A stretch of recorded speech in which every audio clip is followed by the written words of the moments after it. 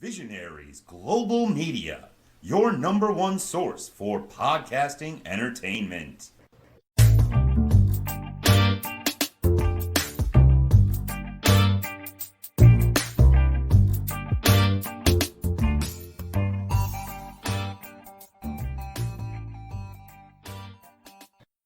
Testing 1, 2, 3. Testing 1, 2, 5. Alright, that should be good. Alright, before I forget, it's not paradigm, it's paradigm. I know, but why is there a G? Because it's silent. Then what's the point of having it Have you not heard the word baloney? Yeah. Go on, spelling bee before we start. Baloney. B-O-L-O-N-G-A. Wrong way It's around. blogging. O-G-N-A. That makes no Blogging. sense either. Blogging. What about colonel? Colonel? As in a person in the army, not like part of a nut or something. C-E-R-N-A-L? I think we'd better just do the podcast review. But yeah, a lot of English words don't make any sense with regards to that. Alright, this is the MGB review of hashtag PPW Energy Paradigm Pro Wrestling's 3rd anniversary show. This is from September 25th, 2020. It was at the American Legion Post number 204 in Sellersburg, Indiana. Actually, as I was looking this up, Mason, there's a couple of organizations in Sellersburg. I'm not really that familiar with Indiana. I looked it up. It looked like it's fairly close to Indianapolis, like certainly within an hour when I did a quick search. I saw another event when I was researching one of the wrestlers, and it said Sellersburg again. I was like, oh, that must be one of the Paradigm events. No, totally different organization. So they have 2 organizations in the same town. I have no idea how big Sellersburg is, but that's pretty cool if you're a wrestling fan. Yeah. Obviously, Indianapolis has a lot there as well. Now, we're only going to review 3 matches. We picked the one that the main event, the match that we most wanted to see, and one featuring somebody that we didn't know. I actually watched the whole card for this one, even though it was 3.5 hours. I started watching. I saw O'Shea was in the first one, and I was like, well, I'm going to watch that. And then I kind of just carried on, and I was like, whoa. And that's kind of what led me to write down. I was like, I think we need to review Paradigm Pro Wrestling. I saw one of their previous events and really enjoyed it. So that was when I saw this one on IWTV. It kind of caught my attention a little bit. This is the one, the only, the big, bad kaiju O'Shea Edwards, and you are listening to the MGB podcast. So let me skip through some of the matches that we're not really going to talk about, unless you have anything you want to add in for any of these ones. No, we only watched those 5. Oh, of course. So for me, I guess it'll be me then. So the first match was O'Shea Edwards versus Mo Atlas. O'Shea was dominating at the start. In the end, he actually lost, but it was great to see O'Shea in action. The Midwest Territory title 3-way match between Chase Holiday, Cole Radrick, and Leo Moriarty. There was Flash Thompson versus Justin Kyle, Adam Slade versus Dylan Derringer, and Juicy Jimmy versus Derek Neal. And one we did actually watch afterwards that didn't make the 3, because I said this was one of my favourite matches, and you didn't pick it, which was fine. The PPW Tag Team title match between DD Trash, which is Bruce Gray and Ron Mathis, versus the Rejects, which was John Wayne Murdoch and Reed Bentley. And I certainly recognise Reed Bentley from Nova Pro. You had something for this one though, right? Yeah, lots. There was 6. Lots. There were 6 doors in the ring, and you have to send your opponent through 4 to win. Yeah. And there was 3. So they could have been a 3-3 tie then, actually.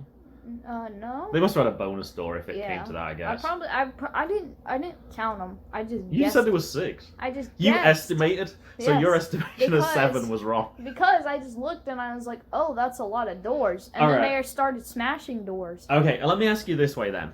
Did it get to, as it normally does in these things, a 3-3 tie? Yeah. So, was there a 7th door then to decide? They had to bring one out. So, how was your estimate of 6 doors then?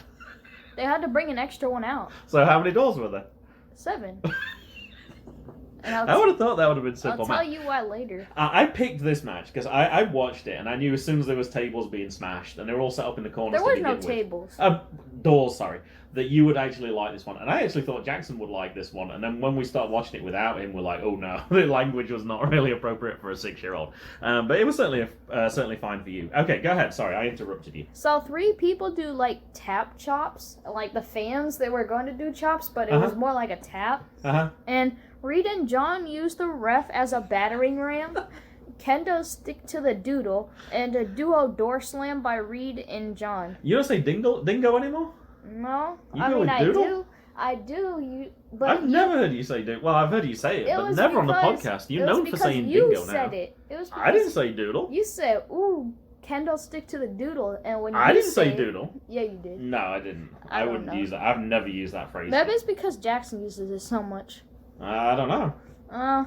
A duo door slam by Reed and John. Bruce and Ron send another person through the door. It was like a random fan, but it was actually a wrestler. Yeah, it was clearly a wrestler, but it was still funny. So they had to bring another one in, but before that they took the broken pieces of the door because the ref was knocked out somehow, and they acted like they won. They put him over the wrestler, so Yeah, it looked. but Sorry, they put him underneath the wrestler, Yeah. so it looked like he'd been slammed through it. So yeah, they totally cheated, but the announcer came back in and he told them to restart the match, and they yeah. and then John breaks a fan in the dive, and Reed and John win with a suplex. I love this match. The thing I didn't like was that the suplex, Reed and John broke more of the table on the suplex. That's what I was unsure about, because I was confused who won. Oh, Because they went overboard a little bit, so only his head touched it, but their whole back touched it. Oh, I see what you're saying. door. So they didn't quite line it up. No. I guess it's the person that initiates the move then in those cases. I mean, but overall, I thought it was. Whenever I think of that, I think of Big Show when John Cena pushed him and he stepped through the door. And his face was funny. I really enjoyed it. I thought it was a fun match. It was kind of a long match as well. It was like over 20 minutes, but there was a lot going on. And if we'd have put it without the sign, I think Jay would have found it funny. Like there was plenty of things in there to keep you entertained. Like the ref being picked up, just using his feet as a battering ram. I thought was really good. All right, match 7 was one that you picked as the person that you didn't know. So this was the UWF, I think it's 1 rules. I don't know if it's I or 1. I think it's like the Roman numeral thing. The UWF-I rules match between Dominic Garrini and Nolan Edwards. Now, we clearly know Dominic Garrini because we've seen him multiple times. We've seen him at different organizations as well. And Nolan Edwards was the person you didn't know, which is why you picked this one. I did find out a little bit about him. At Pro Nolan Edwards, that's him on Twitter. Independent wrestler, Detroit, Michigan. Looks like he's been around since May 2018. Oh, that might just be on Twitter, actually. And some of his matches, I actually recognize the people who he's faced, Mason. So 2019, IWA MS Winter Tryout Show, he faced Paragon. I think that's the Paragon who's at Infinite Pro Wrestling. I know you haven't been to that one as much as Jackson and I, because you kept missing it because of baseball practice. But I'm pretty sure Paragon is he was the one where I think Myron Reed called to the back because we were like, we wanted to get his autograph, and he went and fetched him from the back and brought him back out. I'm sure that's Paragon. Yeah. Unless there's another Paragon. And the other one, week later, also from IWA MS, Seasons Beatings, Congo Kong. Oh. So yeah, there was a few names that I recognized confused. from this one. I was thinking of Pentagon Jr. Oh, no. Oh, and I think I had that confusion when I first saw it to begin Paragon, with. Pentagon? Yeah. I can understand that. And he's also AIW in February 2020 and also in September 2020. So I thought I'd actually seen the February one. So I might have actually seen him before but not realized. Yeah. I haven't seen the September event yet. I'm not even sure if that's on IWTV. All right. I think you need to talk us through what these rules are then first, Mason, right? Basically, what is this match? It's kind of like an MMA match, Uh-huh. and it's also like a middle school, high school, college wrestling match. Uh-huh. You start with 15 points, and you lose them from like takedown. You can lose them from using a rope break and all that stuff, and so you can win by TKO, which ref has to stop it. Also a knockout. And submission. Now, this is the other thing that brought me back to this organization. The event that I watched, every single match was this rules. Yeah. They had like 16 people, I think. They had like 8 matches in the first round, and then they just kept going until they had an eventual winner. And I kind of liked it. I liked that technical style again. There was a lot of quick matches, though. Like, if you get a submission move locked in quickly, then some of these matches could be like 3-4 minutes long, knowing that they had to advance in the tournament on the one that I saw. So that was one of the things when I recommended to you that you pick a match. I said, I think you should pick at least one of these matches that follows those rules to see what you think of it, particularly as you're a middle school wrestler. Yeah, you can win by a point decision when your opponent runs out of points Uh-huh. left. And they said that rarely happens, and I didn't see that really. I don't think in any of the ones I saw. Normally it's a submission. They only lost like 4 points in this Uh-huh. match. Yeah, there was one where it's like, what's the score? And he's like, I think it's 15-14, so they didn't really lose any points at all. Yeah. I was excited by this one as well, because I know Dominic Garrini's sort of background as well in, is it Brazilian Jiu-Jitsu, I think it is? I don't know. It's something like that, so I knew he was going to be a submission specialist. Alright, tell us about the match itself then, Mason. So, Dominic Garrini lost 3 points for a takedown, I believe. And there's so many submission holds by Dominic Garrini.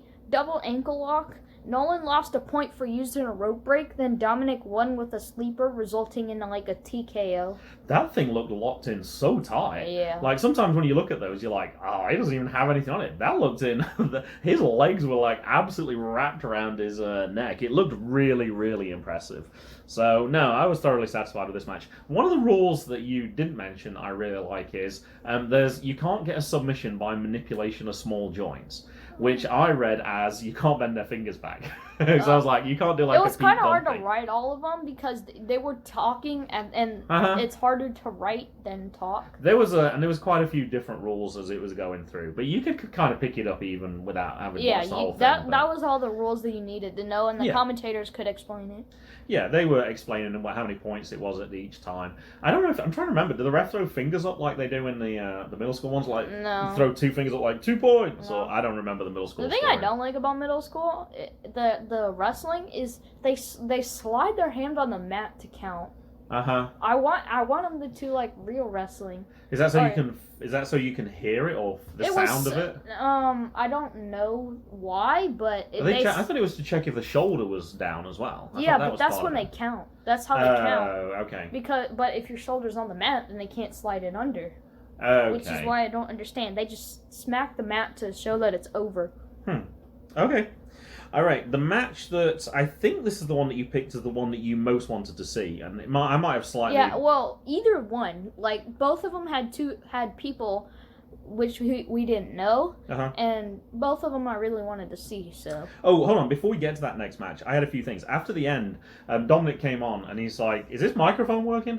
And I'm like, that was my only criticism of this event. The sound was awful. Like, there was some where you just couldn't hear what they were saying. Like, first of all, I was like, is my volume turned down low? And I turned it right up, and you still could barely hear what the people were saying. So I don't think it was. As far as I could tell, he was praising Nolan Edwards a lot. Yeah. And I think I heard him say nobody hits as hard as he does. So, he gave kudos out to Nolan, which I thought was really cool. And he doesn't want to buy. Yeah, he doesn't want to buy. The other thing I saw right at the end was Nolan was also in a match at Black Label Pro, January 2020. I love Black Label Pro, so I might have seen him there as well. He was in a match with about 25 people, including Billie Starkz, which takes us on to match 8 pretty nicely. Tag team match between Billie Starkz and Charlie Kruel versus 40 Acres, which was PB Smooth and Trey Lamar. Having talked up Trey Lamar recently, this was one I was kind of interested in. PB Smooth we've seen before, AIW, you got your picture taken with him. That might be the biggest contrast in teams, actually. PB Smooth and Hornswoggle. Yeah. In terms of height, I think he's 7 foot. Yeah, 7'2". Because he kind of like steps over that top rope. He's huge, but that was cool to see those. And Billie Starkz, I didn't realize. I've seen her last year against Kylie Ray, and I had no idea she was as young a wrestler. I think she's only 17 now. I think I messed up. I wrote Y as their letters as her. I wrote Billy, but that's a boy's name. It's IE. It's IE. Yes, it is. It's like Billie Eilish's IE. And if you've not seen it written down, you probably wouldn't. Correct, like Billie Eilish. It's also Starkz with a Z or a Z if you prefer as well. So you probably didn't have. You probably had the S in there. Yeah, I had an S. And Charlie Kruel is not with a C either. It's with a K. But that's sensible because when you do Google searches with an unusual spelling, you're more likely to find a person you want, particularly if you have a very common name. Like so Billie. I think it makes sense. Like I think Trey normally, I've seen Trey as Trey, but this is Tre. Yeah, so I think that I knew that because of the Masked Wrestler. Yeah, I think that really helps them when they're trying to set up their identities on social media. And PB Smooth, there's no PB Smooth. Unless you find a food product. Yes. But yeah, in terms of wrestler, then you should be good. Smooth peanut butter. All right, Charlie Kruel, the purple-haired maniac. She's 22 years old. I didn't realize she was as young as that either. I'm sure I saw her at Infinite Pro last year. I've tried looking on Cage Match. Their results only go back to 2018, so I couldn't find it there. So I went to Infinite Pro's website, and they don't post results anymore.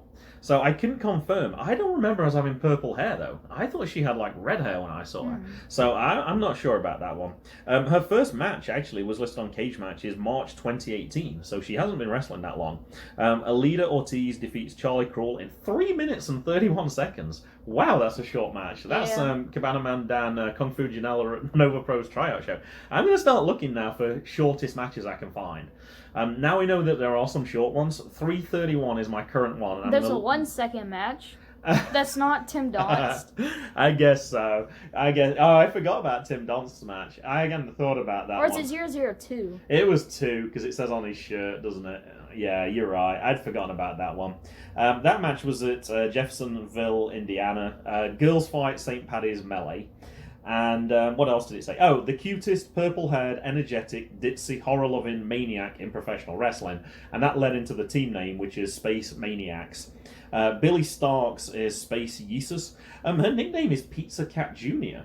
Wasn't Shotzi Pizza Cat? I thought that was one of her aliases. I don't know. The only one I remember is Joey, and I don't. We're not talking about that nickname. I know where you're going with that. I'm sure she was Pizza Cat, but I couldn't find anything out more about that I one. really don't remember. All right, Mason, tell us about the match, then. So Charlie hops on Billie's back to be at PB Smooth's height, so he can stop taunting her. There was a mid suplex, and half the lights turn off, but they don't really come back on. They come back on after like a minute. Billie kicks out of a bicycle kick by Trey Lamar. Billie makes Trey do a stunner to PB Smooth. That was funny. Yeah. They set that up beautifully. Like, they lifted his arms up, he grabs hold of PB Smooth, and then it's a forced move. I love that. And PB gets the win by doing a chokeslam to Charlie. Yeah, and I didn't expect that. I thought for the whole time I was watching it, I'm like, Billie and Charlie are definitely winning this one. And then when it kind of came through, it was like, it made sense that somebody who's 7 foot tall and someone as talented as Trey would actually get the win for that one. I thoroughly enjoyed this match as well, and it was one I was the most looking forward to, and it certainly didn't disappoint as well. I would have liked it to go on perhaps a little bit longer because I was having so much fun with it. But then same with some of the other matches, I kind of like it though that they left you with wanting more. Rather than have a match that goes on 5 minutes too long, and everyone goes, "Oh, that was too long. That was kind of boring." I think possibly they've actually timed this perfectly to do this one. Heel Cat is not happy right now because I'm sitting in her chair, so... She chose to go and sit up there. I think she's okay. Now, I did see one other thing. Last time I saw Billie Starkz was actually against Deonna Purrazzo at the Black Label Pro Turbo Graps tournament as well. That's a really good match as well. I would definitely recommend checking that one out as well. And actually, Billie Starkz' second match, listed on Cage Match, is against Charlie Kruel. So they actually know each other obviously pretty well. I think it said that they're both from like Indiana as well, so they've probably grown up on the same sort of circuit as well. Next one, I just showed you this one at the end. So this wasn't one of our matches, and I didn't know anything about these people when we first looked, but I'm sure you're going to want to talk about this one, Mason. Everett Connors and Bradley Prescott IV. Yeah. To me, this was my favorite match. When I looked on the card, I didn't recognize either of these two. I forgot the Roman numeral for 4, so I just put 4 eyes. That's actually on a clock. Oh, it is? Yeah. The reason I saw that came up recently, somebody actually had a big tattoo, and it's like got a whole clock on, and someone said, I hate to tell you, but that's not the Roman numeral for 4. And I can't remember the reason. Somebody actually posted the correct reason why they use I on clocks rather than IV. But I didn't bother reading the article because I'd actually seen it before. I just can't remember what the reason is. So, it's funny that came up. I literally saw that today. So, it was interesting. IV, because 5 is V. So 1 before 5 means 5 take away 1, which is 4. Oh. A little bit of Roman numerals lesson for you there as well. So this was the natural lightweight. I think. Is it natural lightweight? Natural light champion. Oh, okay. Because it was light. I thought he said light. It linked it in with light natural, heavyweight. It was the beer natural, and it was light.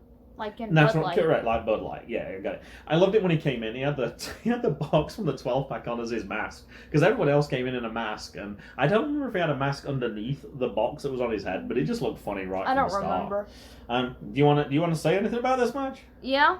So Bradley wrestles with a beer in his hands. Everett walks out. As soon as he started with that, you knew straight away this was going to be a comedy match. Orange Cassidy. It reminded me exactly of Orange Cassidy as well. I thought that same thing when You he know came what in. he should do? He should grab like something and pop it so all the beer comes out of the bottom. They have matches afterwards. They don't really want beer on the ring if they can avoid it, I'm sure. Make it the main event. Well, I would have had no problems if this had been the main event. I would have been quite happy with this.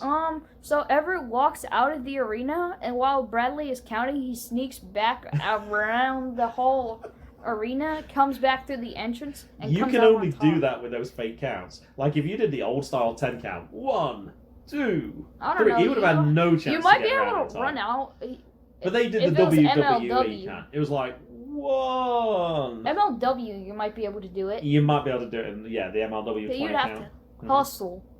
Yeah, it was funny though. And then he tiptoes. The camera obviously knew what was Yeah. going on, and he's tiptoeing back in. It was funny. I'm surprised the fan didn't yell. Behind you. That would Yeah. have been very British panto if they'd have done that. Uh-huh. And Bradley drank a beer and passed out, but Bradley wins the pile driver. Oh, that was what you were going to say about that? I thought there was way Well, more. we weren't I know really it's not reviewing it. Correct, it's not the main thing. For me, I thought it was my favourite match of all. I really enjoyed this one. I enjoyed the Dominic match the most. And I really like the technical side of that, but But I that was like short. those. I like the comedy side style matches as well. It was my favorite overall match without the time factor. Okay, that would make sense. Enjoyment. And I think this is also a match that if we showed it to Jay, I think he would probably find it funny as well. Yeah. I actually just followed Bradley on Twitter as well, and I actually posted, I need to see more of actually both of these guys. I couldn't find Everett Connors on Twitter, unfortunately. I think I might have seen Bradley actually at that previous event that I talked about, but when you only see somebody the first time, it doesn't really stick. But I remember somebody with beer, and I'm going to guess Like it was him. But Pineapple Pete. but I I didn't don't. remember. I don't remember him. yeah, you don't remember Sugar Dunkerton. Yeah. I really don't remember him. To me, that was one of the don't- memorable things at Nova Pro. The first one we went to, Ugly Ducklings was obviously one. Safety First Tim Dotz was Yeah, I another remember one. that. The fact that Sanjay Dutt was there, who Sanjay, we I saw at remember. Impact, was huge. Logan, I remember. But then the next thing after that was the fact that Pineapple Pete, or Sugar Dunkerton as he was then, Yeah. was doing the dances. It was hilarious. I they don't stopped him in remember that. because I'd never seen that style of wrestling before at that point. I guess they have kind of dance breaks like recently, like R-Truth Tom Mellor and and R-Truth have kind of done that. But at that point, I'd never really seen anything like that in the middle of a match. I thought it was, it was memorable to me. All right, match 10 then that we didn't talk about was the PPW Heavy Hitters title street fight, which I actually thought was one of the best matches as well. That might be one I'll show you later, actually. That was I thought that was really good. Also, there was another one of those UWF-I rules matches between Calvin Tankman and Brett Ison. Calvin Tankman, someone I'm recommending to you as well. I've seen him perhaps in the last couple of months, and he's a really big hitter as well. And the main event, if it hadn't been the main event, I'm sure it would be the one that we wanted to see more than anything else anyway. For the PPW title, the best 2 out of 3 falls matches between Freddie Hudson, the champion, and Myron Reed. As soon as I saw Myron Reed, it was like, when we've been picking our matches, if it has Jordan Oliver in it, we've been pretty much picking that as a one we want to see. And the same with Myron Reed as well. I think that MLW connection, we just like both of those guys. What did I say? Oh, I actually wrote down for this one because they actually went through some of the rules again for this. Or perhaps I wrote it at the end as you started watching this again. There was a caption that said not suitable for younger fans because I was going to say, oh, sorry, Mason, you can't do this review. It's just going to be me. I did mention the manipulation of small joints. Freddie, I found out, is 23 years old. And when I found that out, I was like, man, there's a lot of young talent actually in this organization. Like some of the female wrestlers we talked about earlier. I don't think Myron Reed's that old either. I think he's only like 23 possibly as well. Yeah, 24. Yeah, they're all kind of young for this. So the setup for this is October 2019, and they actually showed a highlights package, which was cool for there us. was 2018, 2019. It was cool for us because we didn't know the backstory to this at all. And there is a backstory. So in the second anniversary show, Freddie Hudson actually defeated Myron Reed. in December 2019, Myron Reed defeated Freddie Hudson, Oh, and it looked like they both won one. Oh. They split the wins. I thought it was two. I thought it was Freddie, Myron. No, they split the wins. So, there's a history there. It looked like they'd interfered in some of each other's matches as well. And then, so this was like the final time. July 2020, just to set up the story, Freddie Hudson took the title from Cole Radrick.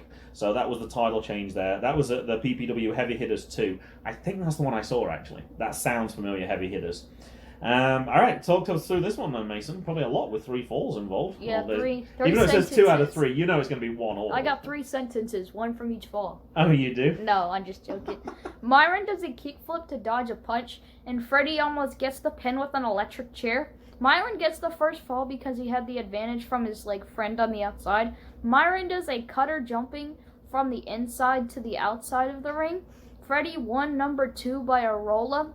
Freddie would have won, but Myron's friend pulled the ref out of the ring, and Myron won with hitting Freddie in the face with the vest. Yeah, you asked me who was the guy on the outside, and I had to say, yeah, I don't know. I'm not as familiar with that organization, as I certainly will be soon, because I'm definitely going to go back and watch some more of these events, because I really enjoyed this one. I thought this was really cool. Yeah, Myron took the win for this one, so there was a change in champion.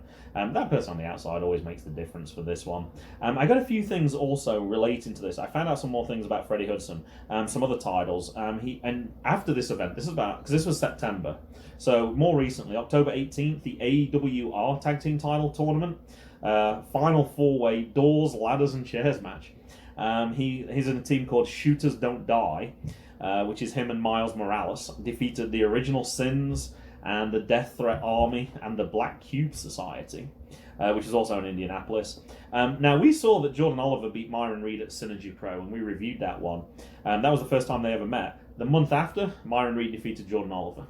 I thought I'd written... Oh, VXS. No Justice, No Peace. I don't actually know that one. It's in Philadelphia, so I'm surprised I'm not familiar with that one. That's only about 2.5 hours away from us. And this one, I hadn't heard anything about this one. Myron Reed defeats Warhorse at the Independent Wrestling Expo Day 1, pay-per-view in North Richmond Hills, Texas. I'm guessing then that was not for the independent wrestling title, because I think he's still undefeated in that one. It must just have been I don't want to say random match, a non-title match. But I would like to see that match. Yeah. I know it said pay-per-view. I was like, whoa, I didn't know. So, yeah, if there was a wrestling expo, that suggests that there's a whole lot of matches for this one. When I think of Freddie Hudson, I think of Doc Hudson from the Cars. I just threw away some of... We just did a tidy out because we've had a lot of stuff with COVID. Normally we'd periodically go and take stuff to the thrift store, and we haven't done that in ages. And I know Mommy took probably 8 to 10 bags the other day, and there was still 12 bags downstairs. So I took that, and actually some of his books we cleared out today because he's reading way ahead of that level now. But yeah, we kind of got rid of the Carl's books. It's kind of a little sad. Carl's is kind of cute, and I kind of enjoy it, but he doesn't read that stuff anymore to him because it's too babyish, I guess. Yeah. All right, anything to finish this one up? No. All right, that'll do it. That wave was gnarly, dude. Boom. I'm filling in for Jackson. Cool beans. What we'll probably do actually is it's the first semi-final of the Masked Wrestler tonight. So if we get a chance, we'll try and record that, and then we'll edit this in at the end so we can find out. We'll finally get to find out who one of the winners was from the first round because they'll actually get unveiled. Revealed, sorry, or unveiled as the word, and I kind of mix the two up together. All right, week 5 then of the Masked Wrestler. All right, Mason, talk us through it. It was Skid versus Genkai. I can't remember their names at all, I got to be honest. Genkai, I believe he fought KTB. I remembered the names, but I couldn't remember with them being masks. It's so difficult to remember because they all look the same essentially, except for the colors. So I think it said that they were week 1 and week 2, which would make sense because you'd want to give them the longest rest between matches, I would guess. Mm-hmm. So one of them beat Logan, and then KTB, you think was the second one? Skid beat Logan. And one was super big, and the other one was wasn't small, but he was very athletic. So our predictions was, I thought the tall guy in the first one, with his kick, he kind of reminded me of Josh Briggs. I couldn't think of anyone who else was that tall. And then for the acrobatic guy, as he was pretty tall, I actually thought it might have been Jordan Oliver.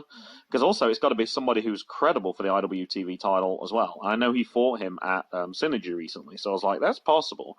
And you thought? I thought it was Eric Royal and Jordan Oliver. Uh-huh. I mean, not Jordan. Myron Reed. Myron Reed. Yeah, and that would have fit in with the it as well because he has that same acrobatic thing. I didn't think that Myron Reed's as tall as that, but I'm not sure to be honest.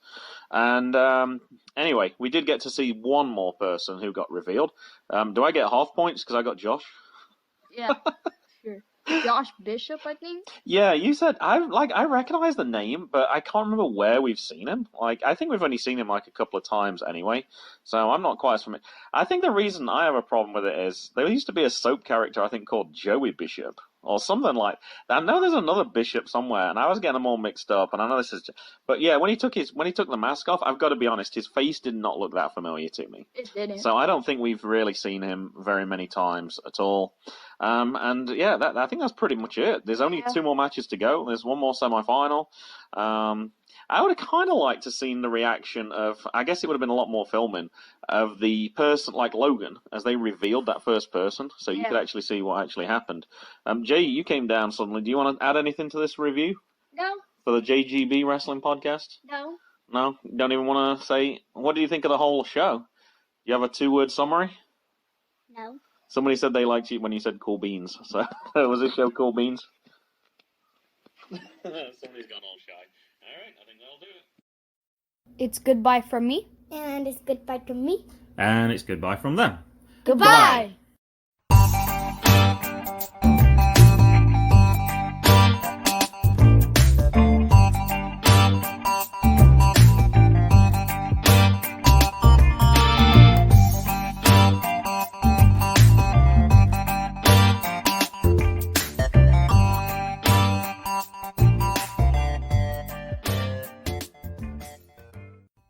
The music was Zigzag by Kevin MacLeod at incompetech.com. Licensed under Creative Commons by Attribution 3.0. http://creativecommons.org/licenses/by